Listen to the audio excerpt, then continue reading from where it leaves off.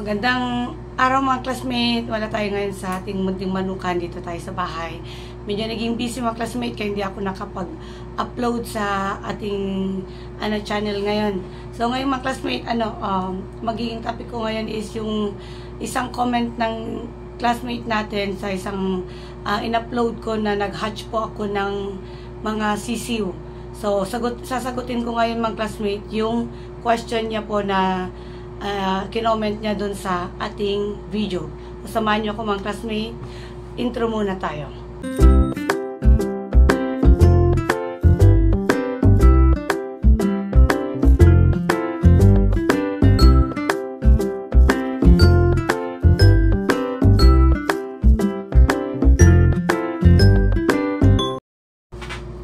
So ayan mga classmate, basahin ko lang po yung yung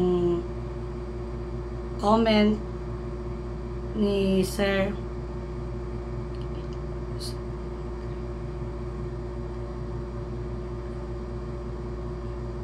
So ito. Ang comment po ni Sir Deo Consuelo. So shout out sa iyo Sir Deo Consuelo. Salamat sa comment mo.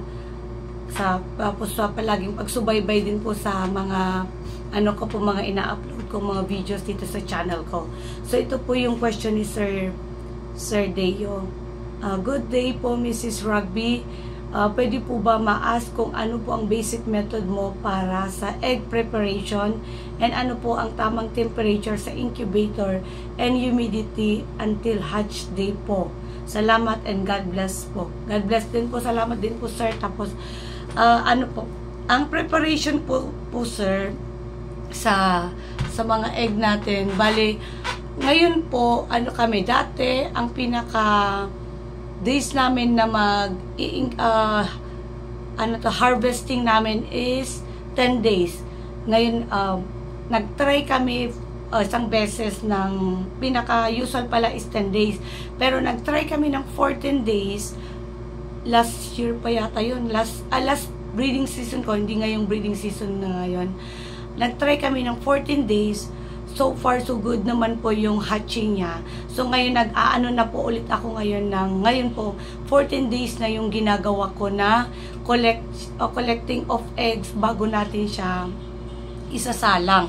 So ang pinaka po natin, usually hapon po ako nagko-collect ng eggs sa lahat ng sa lahat ng pen natin, breeding pen. Pero kung kailangan ko na po na i-out yung egg ng umaga, tinatanggal ko na po siya. Pero usually kasi inaano ko po yun hanggang hapon kasi mostly yung yung mga yung pag-itlog ng mga inahin natin. Minsan pa pag nakapakain na kami, may humahabol pa ng hapon. So pag collect mo ng mga kainan, pag i-check mo yung yung mga pag-itlogan nila, may mga makikita ka pa. So dapat pag na talaga lahat, tsaka namin siya titingnan lahat ng breeding pen. So ako mostly talaga yung nagko-collect ng mga eggs, hindi yung hindi yung handler namin. So after namin ma-collect mga classmate, namin yan, pinapakita ko naman sa ibang videos ko, kinikilo namin sa mga classmate. So ngayon, ang ang pure natin, nagre-range ang grams namin sa 46. Na kasi yung asawa ko ngayon ng nagka-cut off siya ng 46 grams yung itlog pataas. So dati 45, ngayon tinaasan niya po ng grams. So 46 grams pataas, yun ang good. Tapos the rest na bababa sa 46, ina-out na namin. So after namin po yun ma-kilo lahat, natin, binabalot natin siya sa, parang tumang classmate, binabalot natin siya sa tawag nito, coupon bun. Coupon bun po yung inano ng asawa ko, hindi yung tawag nito, yung newspaper. Coupon bun kasi siya, wala siyang sulat, anything na mga, kasi ang newspaper is yung may mga sulat-sulat siya eh. Kumbaga may mga ink. pag nabasa siya o nag-moist siya, didikit siya sa shell na ng ano, hindi ko alam kung anong effect din yun mga classmate, pero yun po yung turo sa akin ng asawa ko. Bali siya po yung mentor ko sa pagano sa mga preparation talaga, paano magbe-breed dito sa ating munting manukan. So, pag nabalot na natin siya mga classmate, yan, binabalot namin siya. Bali yung isang whole na newspaper, 4 na eggs yun yung, hindi bali, 2 lang pala na eggs ang may babalot namin doon. So, ito lalagay namin sa tray mga classmate, nire-wrap po namin sila. Itong mga eggs, naka-wrap siya until until the day na mag-incubate ka na, ilalagay mo na siya sa incubator. So, pagkatapos ng 14 days mga classmate, yung 14 days, pang 14 days ko na collect, most hindi ko na siya inaano mga classmate. 13 days pa pala. 13 days, hindi ko na nire-rep minsan kasi hapon ko naman siya kinokollect, nilalagay ko lang siya sa safe place, tapos hindi siya mainitan o whatsoever po. Tsaka the next day, 14 days na yung nakollect doon, diretso na po siya sa incubator lahat. So, after mga classmate, after natin ng bago tayo 14 days na siya, yung mga nakollect namin mga classmate, tinatanggal namin siya na ng umaga sa ref. So, pag tinanggal mo na siya sa ref mga classmate, tatanggalin din na namin tong mga mga coupon band para yung moisture niya mga classmate mag-aano na siya kasi tuyo yan pagtanggal mo mga classmate, pero pag nilagay mo na siya sa tray, makikita mo siya na may moisture na siya mga classmate. Bali ito mga classmate, hindi siya good. Kinokollect lang namin ito mga classmate kasi may nag-request sa amin ng lahat ng namin yung bumaba sa 46 grams mga classmate. Nirequest niya na kukunin niya daw po for personal use na rin niya po siguro yun. Kasi sa amin, 46 above, kailangan namin na, yun ang good na namin sa incubator. So, yun, after nun mga classmate, pag natanggal na natin na, natuyuan na siya, okay na siya mga classmate, pag hapon, na natin siya. I-arrange ko na yan mga classmate, per breeding pen. Para pag naglagay ako sa hatcher for 18 days, hindi ako mahirapan na maghanap ng per pen. So, yung din po mga classmate, pag isa pa mga classmate, pag nagko-collect ako, pag marami kang mga inahin, per breeding pen yan, may siya, may sinusulat ko po yun, hindi masyadong makita.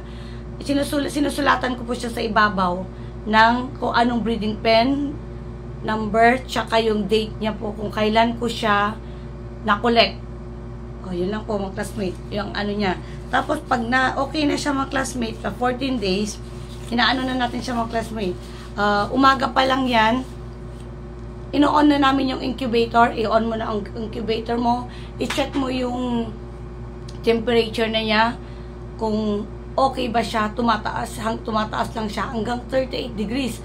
Ang pinaka po niya na degrees is 38 degrees. Ang po kasi niya, yung bago naming incubator mga classmate is, na siya, nakaset na lahat. Hindi ko na siya makita yung humidity niya. Pero, ang pinaka-importante po mga classmate sa incubator natin, pag nagsalang na tayo, hindi mauubusan ng tubig. Tubig po yung importante. Yung, dapat lagi po siyang puno. Kasi dun yung humidity nung natin, yung incubator natin para magpantay lang po siya mga classmate. Kasi yung bago namin mga incubator mga classmate, nakaset na lahat, pati humidity niya, automatic yung nabili namin. Hindi compared po yung dati na manual, mas mahirap po. Pero kung bago ka lang, kung kaya mo naman yung automatic, mas po ako dun. Mas preferred ko po talagang automatic. Mas magaan, mas madali ang pag-i-incubate ng mga eggs natin kaysa yung manual. Kasi na-try ko na po yung manual. Talagang binabantayan ko siya mga classmate. Magro-roll ka every 3 times a day ako magro-roll. Umaga, pagkagising ko, tanghali, at bago ako matulog. So, kailangan bantayan mo yun. Hanggang, hanggang 18 days. So, after 18 days, pag manual, hindi ka na magro-roll. Pero kung, kasi ibababa mo na siya sa hot chair. So, okay na yun. Medyo relax ka na. Pero, pag automatic, kung talagang kaya naman yung budget natin sa automatic, mga classmates, much better talagang automatic. Kasi magmo-monitor ka na lang sa may sa kung ano yung temperature niya. Ngayon, mainit mga classmate.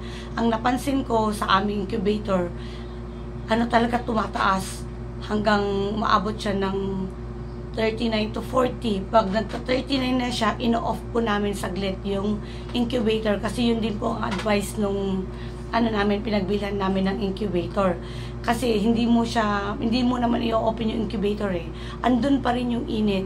So, okay lang siya na i-off muna saglit, tapos tsaka mo na lang i-on pag medyo, na naman siya, medyo mo na, mga 30 minutes, i-try mo ang i-on ko, makikita mo siya na bumaba na. Kasi, pag sobra naman siya sa taas ng temperature, hindi naman yun pwede mga-classmate. So, ang pinaka-advisable niya lang talaga mga classmate, 38 degrees. Kasi yung old namin na incubator na isa, pag nag-reach niya na yung 38 degrees, mag-shut off na siya ng ilaw. Hindi compared yung bago ngayon mga classmate na incubator natin, from incubator ng masa po, from Agoo po yun mga classmate. Wala na siyang ilaw mga classmates. So, babantay, makikita mo talaga na i-monitor mo na lang siya dun sa taas niya ng mga classmates sa incubator kung okay yung okay yung temperature niya. So, mag-off pa rin naman siya. Parang may ilaw din siya mga classmate doon na makikita mo. Pag green siya, medyo kinukuha pa niya yung init. Pag nag-off na yon, yung ilaw rin niya sa taas, na siya, na-reach niya na yung tamang temperature niya sa loob. Pero yun lang mga classmate, pinaka-importante talaga yung tubig, hindi mawawalan. Kasi na-try ko na yung mga classmate, yung pa lang kami, sa backyard pa lang namin sa bahay namin dati, sa kabilang barangay. Talagang, wala talaga akong na-hatch yun mga classmate. Sa 10 days, wala. Kasi natuyuan siya ng tubig. Na-check ko na lang, wala na siyang tubig kasi hindi ko siya nababantayan pa naman kasi hindi pa ako gaanong pumupunta doon. Tapos nung biglang pumunta ako doon mga classmate, wala na siyang tubig. Hindi ko alam kung ilang oras na siya nawalan ng tubig. So, pinaka-importante talaga yung tubig niya mga classmate. Machi-check siya. Pwede mo naman pang i-open ang incubator from day 1 hanggang 18 days yan mga classmate. Pero pag 18 days na niya, pag nasa hot chair na siya, hindi mo na siya pwedeng i-open until 21 days. So, pag sa 18 days mo, pag nilagay mo na sa hot chair, dapat situate na okay yung tubig niya. Puno yung tubig, magre-refill ka na para after 21 days, okay pa yung tubig niya. So, pwede mo na siyang buksan after 21 days lang yung ating incubator. So, yun lang mga classmates, sana na at least nagkaroon ako, nabigyan ko konti ng yung question po ni Sir Deo po doon sa tanong niya po sa akin. Instead po kasi na sasagutin ko po sa comment, naipag-isipan ko lang po na i-vlog ko na lang po para i-explain. So, yung mga bago, may sa ibang po mga classmate, mga ibang video ko naman, every time na ko yung mga old na videos ko mga classmate, pinapakita ko naman po yung mga natin, kung paano ako magsalang ng itlog. Pero yun po, pinaka-importante, yun, pag mag-collect ka, sulatan mo kung anong breeding pen, o kung ano yung materials mo na pinagkuhanan mo, kung ilan yung materials mo, tapos yung date niya. So dapat, tapos hindi pa namin kasi na-try mga classmate na ilagay sa ilagay siya sa, hindi siya binabalot. So lahat talaga mga classmate, binabalot ko kasi nagpapatry yung asawa ko na wag na daw balot sa dito sa coupon ban. Pero para sa akin mga classmate, ayaw ko mag-take risk sa pagod ko ng ilang days na nagko-collect ng egg, tapos tapos yung mag-incubate ka ilang days, 10 days, tapos wala ka rin lang kumbaga ma-hatch o walang result na maganda sa pinagpaguran mo. So ako talaga never akong nagtanggal ng ganito na hindi ako pwedeng hindi ko pwedeng hindi lagyan ng coupon band pag nilalagay ko sa ref. Kasi ang ano ko, hindi mo maiwasan, baka biglang may mabasa. At least may safe pa rin siya na may mauuna mababasa ito, hindi yung itlog na nasa loob. So, sana po sir, nasagot ko po yung tanong mo. Medyo magulo ng konti. Ngayon lang po kasi ako mag-vlog ng ganito mga classmates. So, first time, next ko po, anuhin ko pa ulit. So, kung may tanong po ulit, mag-comment lang po. Salamat sa palaging pagsubaybay sa channel ko po. At saka sa channel po ng asawa ko, Rugby TV. Maraming salamat. God bless po at mabuhay po lahat ng sabungero.